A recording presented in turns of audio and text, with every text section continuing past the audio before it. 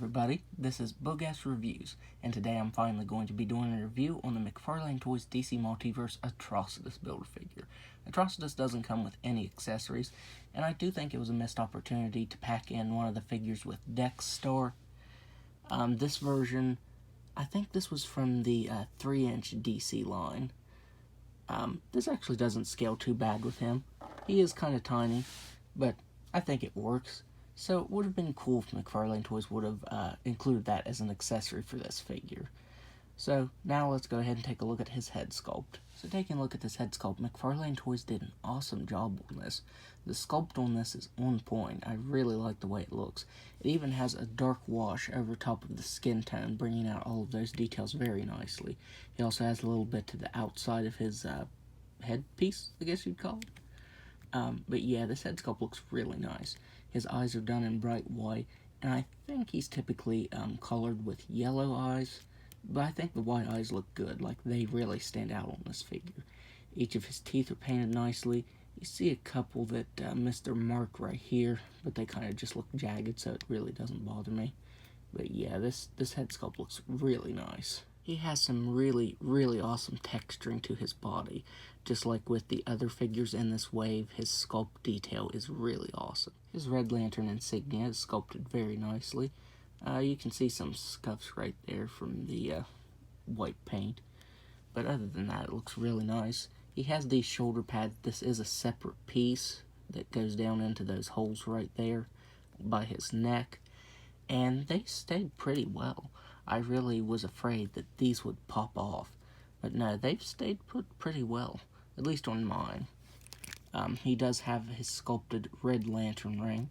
I do wish it was done in just a little bit of a different color, because it's just cast in the same color that his hand is cast in. I would have preferred if they would have painted just a little bit of darker paint over it, just to give it a little difference. That way it wouldn't blend in with his skin. Some more really crazy texturing. But just like with the previous figures, his legs look glossy and the rest of him looks like a matte finish. He has some gloss up here. It goes flat, flat, gloss.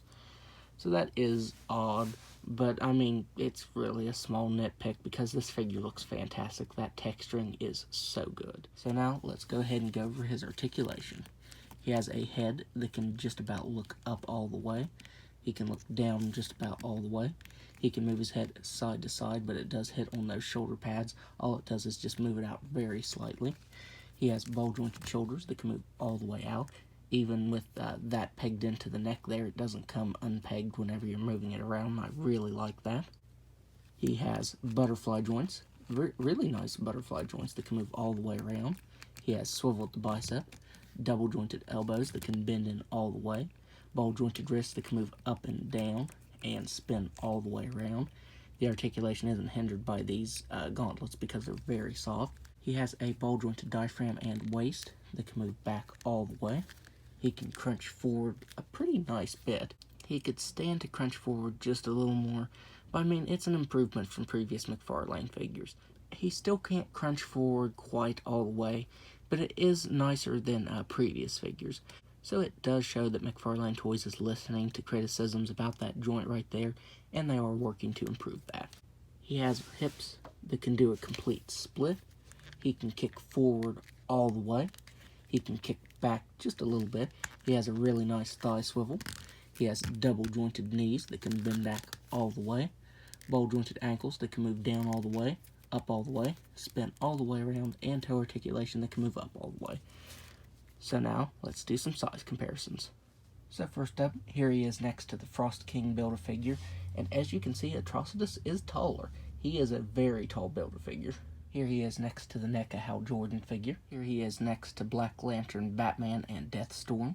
And finally, here he is next to Black Lantern Superman and Green Lantern Kyle Rayner. So overall, I would highly recommend picking this whole wave up and making the Build-A-Figure Atrocitus. This is my favorite Build-A-Figure wave so far. Blackest Night is one of my favorite DC storylines, so I was really happy with the assortment that we got, and hopefully we get a wave 2. So yes, definitely pick this whole wave up because it is amazing, and this is definitely my favorite Build-A-Figure so far. So that's my review. If you like this review, be sure to hit the like button and subscribe to my channel. Thanks for watching.